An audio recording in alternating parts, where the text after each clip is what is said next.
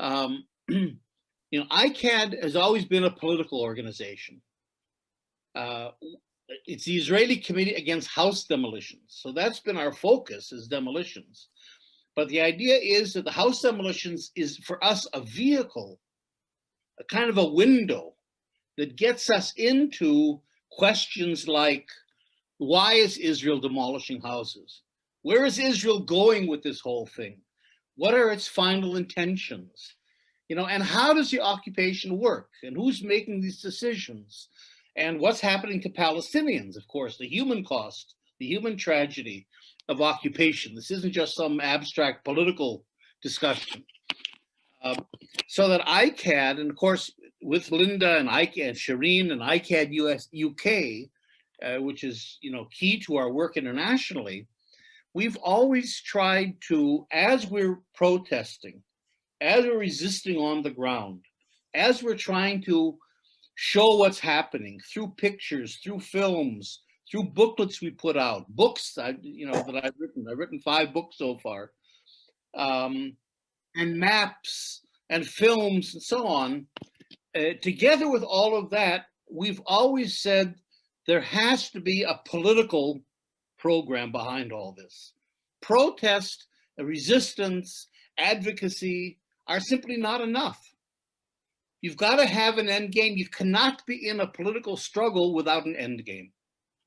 Otherwise, the people like you, who are good people, who are dedicated to the cause, who work hard, but you're not Palestinians, and you can't represent Palestinians. And so, in a sense, you're dependent on us, the stakeholders. I'm a stakeholder as well as an Israeli Jew, but I'm dependent on the Palestinians because it has to be led by Palestinians, and we have to lead you.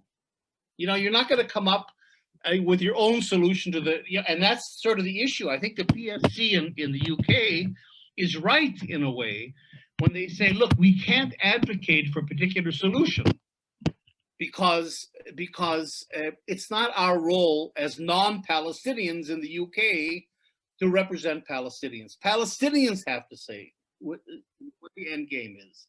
And this has been our problem, if the Palestinians aren't saying, what do we do? So we end up floundering. And, you know, so until, 10, 15 years ago, maybe 20 years ago, the two-state solution was the agreed upon solution that we all agreed on. And we were able to agree on it because Arafat and the PLO had accepted the two-state solution in 1988. I mean, we're not going to be more Catholic than the Pope. I'm not going to go against the PLO in terms of I might not agree with it. Edward Said certainly didn't agree with the Oslo peace process, but that's their call. And so we supported that for many years. But as Maureen has said, we all know the two-state solution is gone. It's dead. And not only that, we know something even more than that. Because what's happened in the last 20 years is that a new kind of analysis has emerged. You know, because all these years we've been misanalyzing this situation, and so we've gotten to wrong programs and wrong conclusions. We've always seen this as a conflict. You know, the Arab-Israeli conflict or the Israeli-Palestinian conflict. I mean, even Maureen, in her introductory remarks, was saying how there's two peoples that are fighting and belong to the common country. I mean, that's been the discussion, and there's a sort of a false symmetry here, as if, there's two peoples that are fighting and they're both equally legitimate, and now we've got to work out some compromise. You see, that's where conflict resolution comes in. That's been the approach all these years. But now we begin to understand something else. And this is what my new book, Decolonizing Israel, Liberating Palestine, is about, partly. And that is, we understand that Zionism was not simply a national movement of Jews who came here and now we're fighting with Palestinians. But Zionism was a settler colonial movement. Like the British in Australia, like New Zealand, like the United States, like Canada, like South Africa, like Algeria, before the French left, like certain countries in Africa, Kenya, Mozambique, and so on. In other words, a settler colonial movement happens when a foreign population decides to invade and take over another country. In other words, it isn't colonization like the British in India. We conquered the country, but in order to extract its materials and its cheap labor and for political power and so on. But India was never going to be part of Great Britain. You're going to make it another one of your nationalities.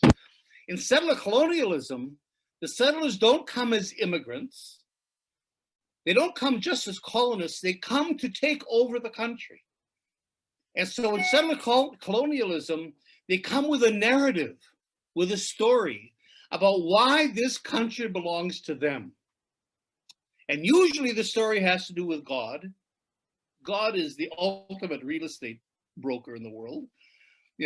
Sometimes not. The French, for example, always talked about their civilizing mission. That was what they were, the Americans talked about manifest destiny. Whatever the story was, we, the settlers, are entitled to this land, and the indigenous population have no rights. They either don't exist, or they're primitive, or and so in a sense, they're irrelevant to the story. For Zionism, there was never a conflict of two nationalities. Zionism never even thought twice about a Palestinian people or Arabs. That wasn't a part of the narrative. That wasn't part of the way they saw things. They saw things from it's their own story.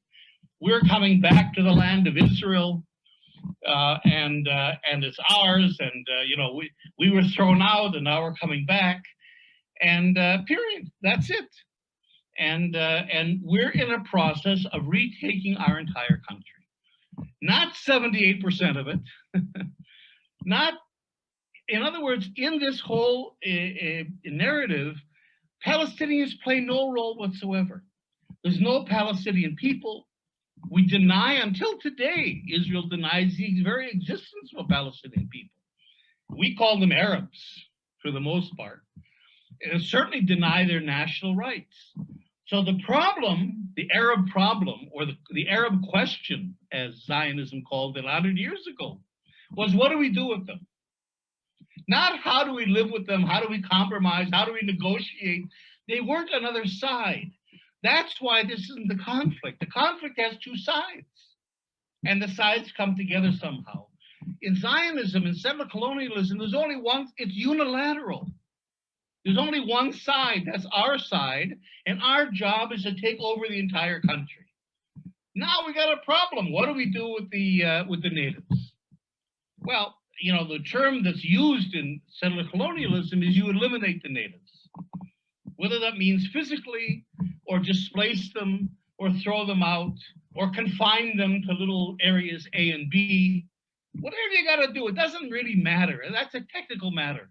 The point is you want to take their land. That's the basis of settler colonialism, because without land, your entitlement, your claims to the country don't mean much. And so as we can see today, and that's where house demolitions, of course, comes in. And we discovered kind of after the fact and got into house demolitions as activists without really understanding that we were backing into the essence of the issue. Because house demolitions has to do with one people displacing another. We estimate that Israel's demolished around 140,000 Palestinian homes since 1948. And here's where settler colonialism helps us also to reframe. We're not talking about occupation. The occupied territory is 22% of the country. What about the other 78%? You see, settler colonialism means that we have to begin to address the entire country.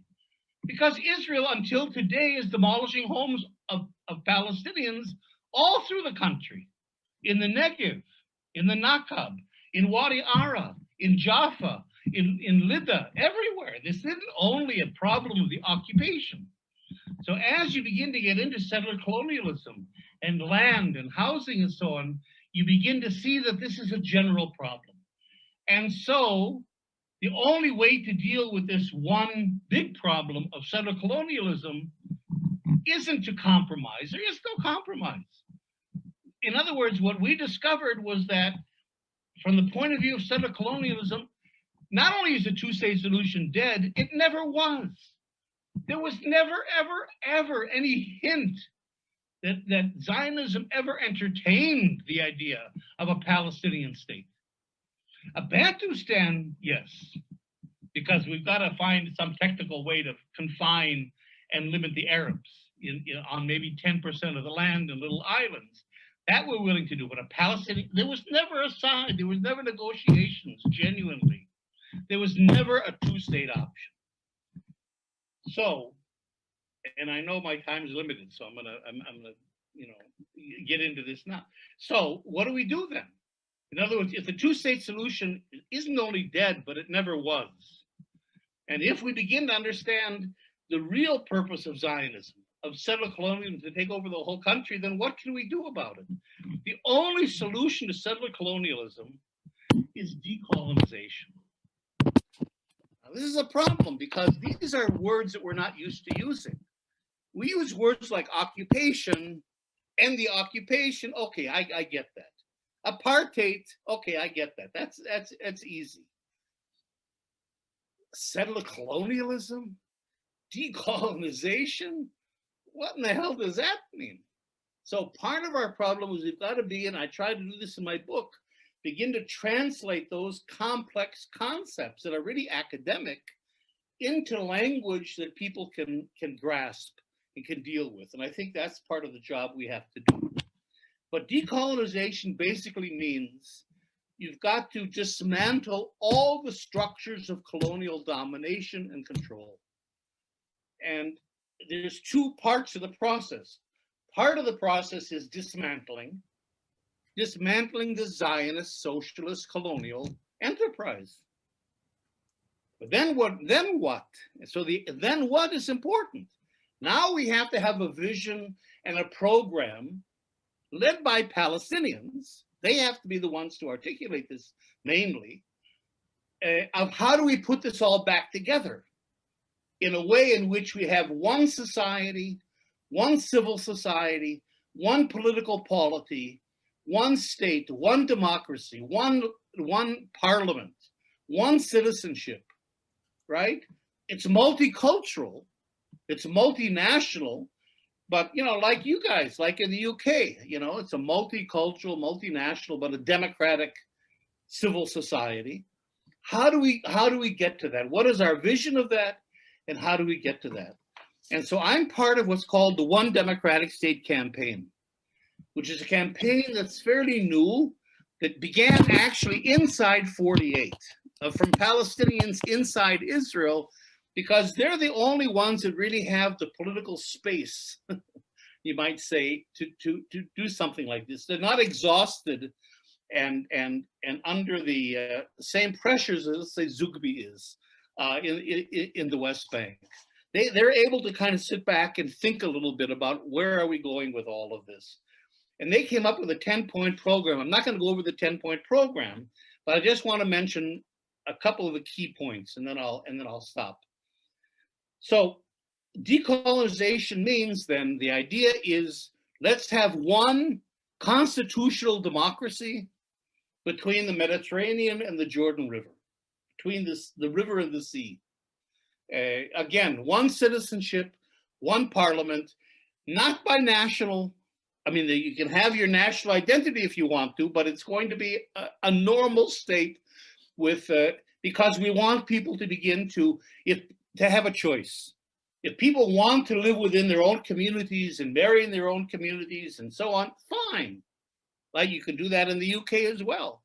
But at the same time, if you want to integrate into a wider society, have a wider functioning civil society and political community, that's possible. And that isn't possible really in a binational state, because a binational state is perpetuating the borders between this nationality and that nationality. And we want to try to loosen those borders.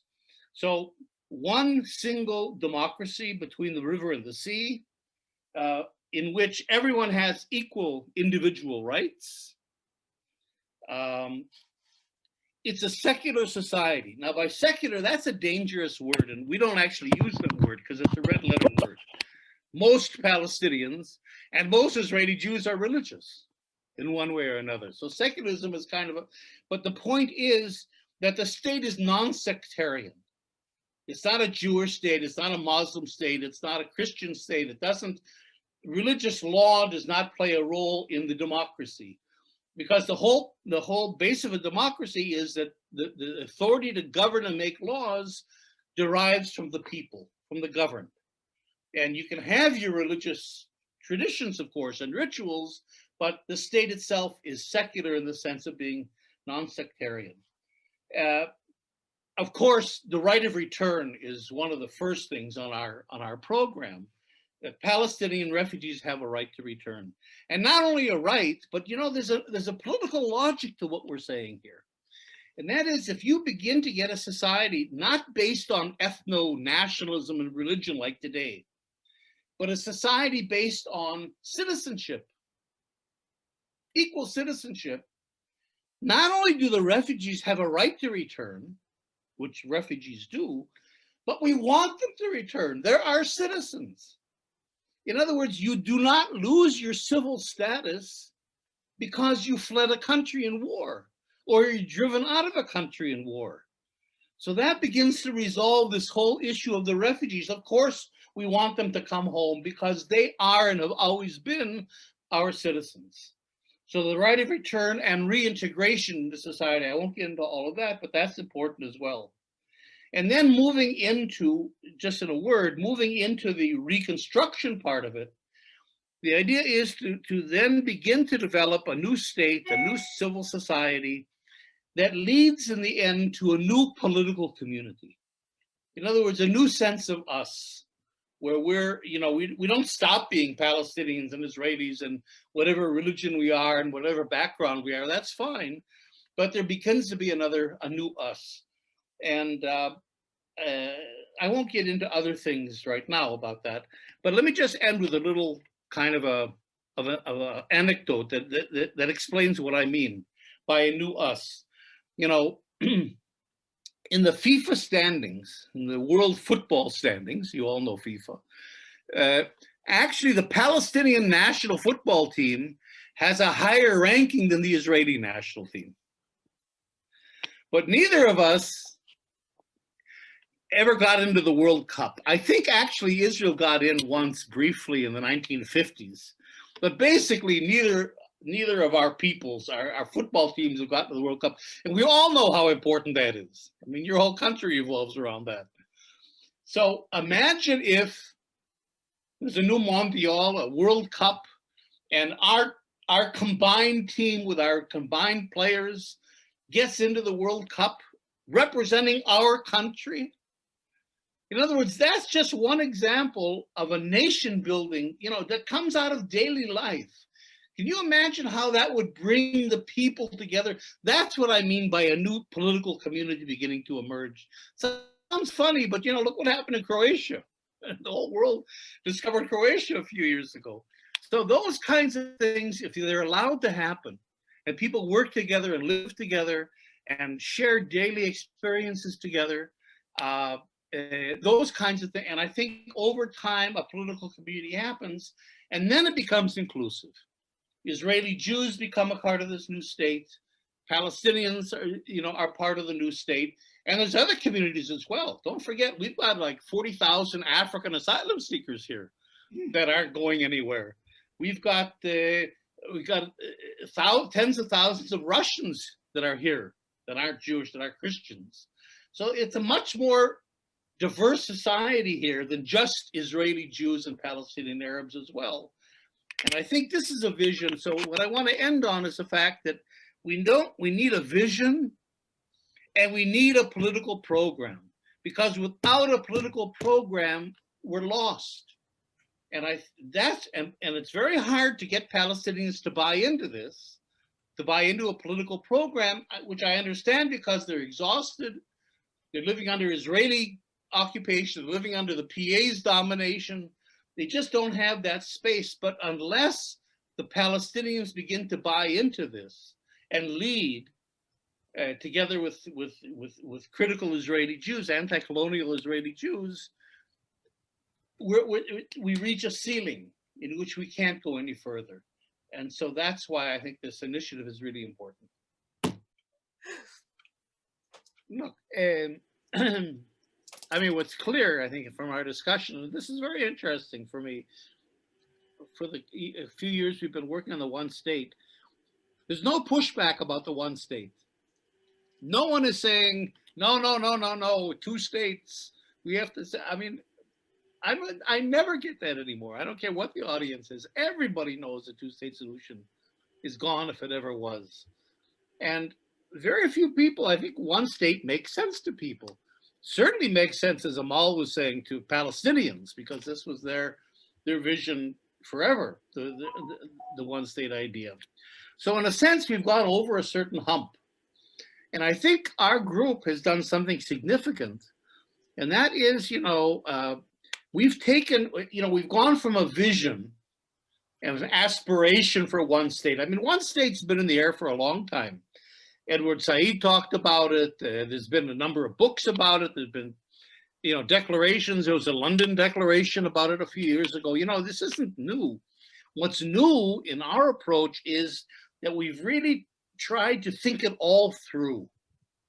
How do you dismantle the settler colonial regime? How do you do that? What does that mean? And how do you reconstruct a just democratic society? So I think our 10-point program that you can find on the One Democratic State website, which is One Democratic State or One State Campaign, maybe. I can't remember. I never remember the name of it. At any rate, it's there. I think that's been a tremendous contribution because it's taking a vision, but it's making it very concrete. Now we can begin to get our teeth into it. We can really begin to argue about, what's the role of religion and what's the role of identity and who's going to vote and what's the governance, what's the economy going to like. Like Lulu says, what's the relation to the wider region? That's really important. So there's, I think that's what's really good about it. It's forcing us to really get into the nitty gritty of nation building. All right, now, we have to get beyond there's a Kenyan writer named Ngugi who writes about the decolonization of the mind. Mm-hmm. And one of the problems is, and we have it very much in Africa, is that even when the colonists leave, the colonial mind remains, and people, and it's very hard for colonial people to free themselves. You can free yourself economically and even politically and this and that, but to free yourself, I don't know, maybe Jonathan won't like for them, but I even think Christianity is a part of that whole thing. I've seen my friends in Africa, Africans, and I say to them, who are like Desmond Tutu, for example, who I know, and I've asked him, I say, you're all about anti-colonialism, but the greatest form of colonialism of your mind was Christianity. You're walking around in purple robes. I mean, where you see, and I think that's really an issue. I won't get into that part of it. What I want to get into is the danger that I hear sometimes of Palestinians letting Israel determine what's possible and what isn't possible. What can we do and what we can't do? What's doable and what isn't doable? And we're giving Israel, it's true, it's a powerful country, has a lot of clout, but we're giving it power. If we give it power to determine what we aspire to, we've lost, And I want to say that Israel is not as strong as people think it is. I mean, I wrote another book called War Against the People about Israel's involvement in the military and security industries in the world. Israel is very strong with governments, true, because it delivers for governments. The occupied territory is our laboratory. It develops all kinds of weapons of repression, technologies of repression on Palestinians and exports them all over the world. So of course, Israel is going to be popular with governments. But Israel is not popular with the people. It's lost it in the court of public opinion. You know, I think you feel that in the UK as well. The one reason why they're so shrill, the whole campaign against Jeremy Corbyn, and this whole issue around anti-Semitism and BDS and all, it's gotten so because Israel is desperate. Its back is to the wall. Nobody's buying this stuff anymore, and it's becoming more aggressive in that sense. It's not broadcasting the security of a strong country that's in control of things at all. And I think that's the weakness. And so my strategy, and Jonathan's right, I write about this in the book, I'm taking a leaf out of South Africa's playbook, because in a way, the ANC in South Africa had a similar situation. Don't forget, the ANC had the international community against it. Thatcher, Reagan, they all called them terrorists, and they had this strong, dominant white population against it. Now, it's true, it was a small minority population, but it was pretty strong militarily and economically. It still dominates economically, and of course, politically. So, in some ways, the ANC faced the same problem the Palestinians face. What do we do? And instead of seeing that as a way of saying, oh, geez, we'll never convince the South Africans, we'll never convince Thatcher, it's lost, what are we going to do? They took that as a challenge. Let's develop a strategy. In other words, you bring up all these problems. What about Israelis and Israel so strong? What about public opinion? What about governments and international, all this stuff? Okay, but we have to see those as challenges that we have to strategize around, not as obstacles that are going to defeat us. That's the difference. And so what do they do in South Africa? They saw, and this is true of Palestinians, that their only ally was the international civil society, the people. And all of us of a certain age, we were all involved in the anti-apartheid struggle. It was a worldwide struggle against apartheid. And why? South Africa was much less involved in geopolitics than Palestine is. It's a country in the end of Africa. Who cares? But we did care for all kinds of reasons. And what the ANC succeeded in doing strategically was to mobilize the international civil society, not governments. It never thought it was going to get the governments, but it had an end game. Everything they had the equivalent of BDS. We were all boycotting South Africa, right? But always with an end game. It was one person, one vote. That was the end game, and everybody knew it. And when de Klerk came to Mandela to negotiate, Mandela knew that was the goal. We don't have that today. We have BDS. We have a whole BDS movement that has no strategy, that has no program. I'm sorry to say. The three elements of BDS are important. BDS is very important. We always support a BDS in terms of keeping the Palestine issue on the map. But those three elements are not a political program. So, we have a BDS movement and boycotts and so on without a political end game. The same of the ANC was true with the FLN in Algeria. Just think of this for a second. You're talking about the 1950s. Eisenhower's in power. John Foster Dulles, the super anti-communist, is the Secretary of State. You've got the Cold War with Russia and the Soviet Union and Red China. The FLN took its best people, unlike the Palestinians, take its worst people, the PA, but the FLN took their best people and they sent them abroad. And in the 1959, 1960, the FLN got the United States under Kennedy after 1960, Soviet Russia, and Red China together in the UN against France, because France was supplying arms to the to put down the Algerian revolution. So it shows the power that the people have, like the ANC. So I think the Palestinians have to replicate what the ANC did. They have to have an end game that can only again be articulated by Palestinians.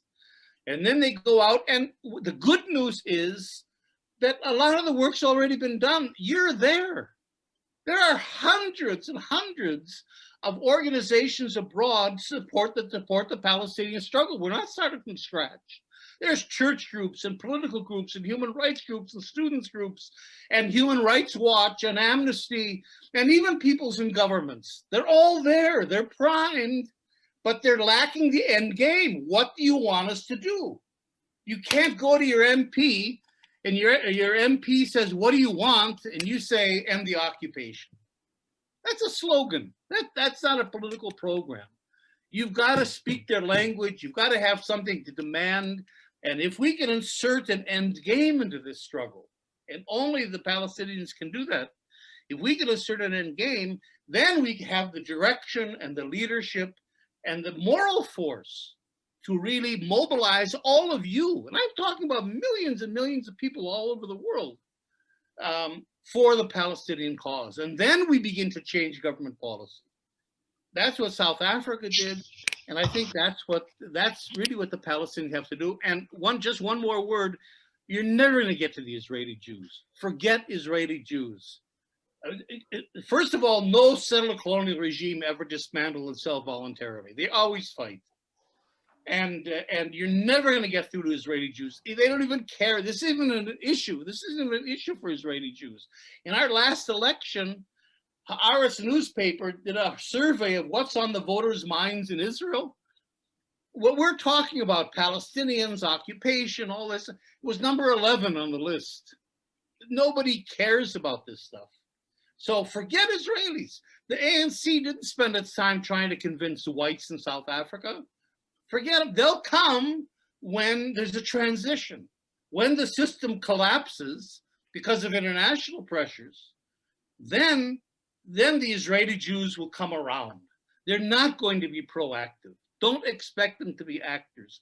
We have to have a strategy of Palestinian leadership supported by critical anti-colonial Israeli Jews, focused on you guys, on civil society, to bring the fight forward to governments with an end game. And I think if we do that, I mean, South Africa did it, Algeria did it. Why can't we do it?